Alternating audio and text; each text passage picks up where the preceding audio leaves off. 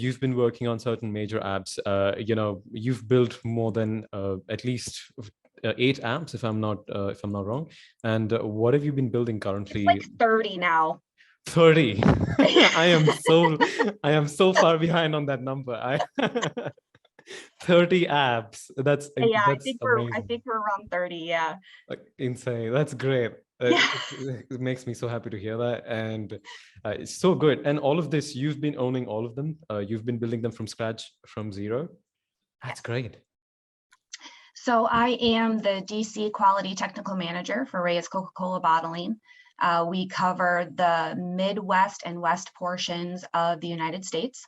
And my average day is helping the distribution centers with quality and food safety issues. It could be regulatory inspections, it could be company inspections, it could be problems with our product, anything like that. I'm basically there to help the distribution centers. Have you had any previous experience as an app builder before? Have you had any technical experience before?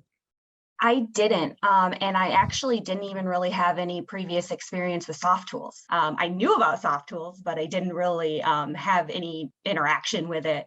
And then I got this role, and Don is my boss. He's the vice president of quality for Reyes Coca-Cola. Said, hey, would you like to build an app for the DCs so that they could do GMP inspections? And I was like, sure.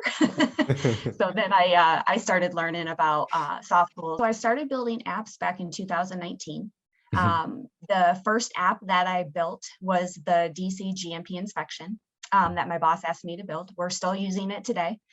Since we implemented that app and that inspection, we've been at 100% completion.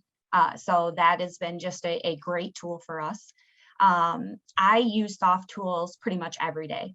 So I have built apps in there for pretty much, I think 4 or 5 different departments within Reyes Coca-Cola use the soft tools in one way or another. Each department uses it differently.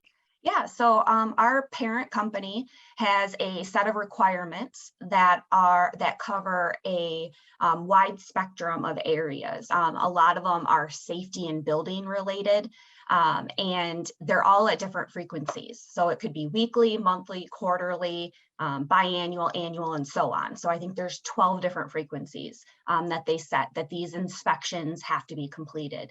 And I have 28 facilities that have to complete these inspections, but no 2 facilities are the same. Yep. So just because it's a required inspection doesn't mean it's necessarily applicable to every single facility. So we had to figure out a way of rolling these inspections out so that we were in compliance with our parent company requirements, but in a way where we could filter it so that the DCs were only doing what was actually required in their facility and didn't really have to see the things that weren't required, and also communicate the different frequencies. So we built the apps and soft tools. There's one app for every set frequency. So there's a weekly, a monthly, a quarterly, a biannual, and so forth.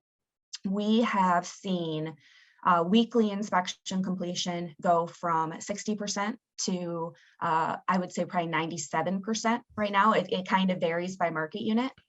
And we have seen quarterly inspection completion go from 20% to 100% completion. All of our facilities completed Q1 2022.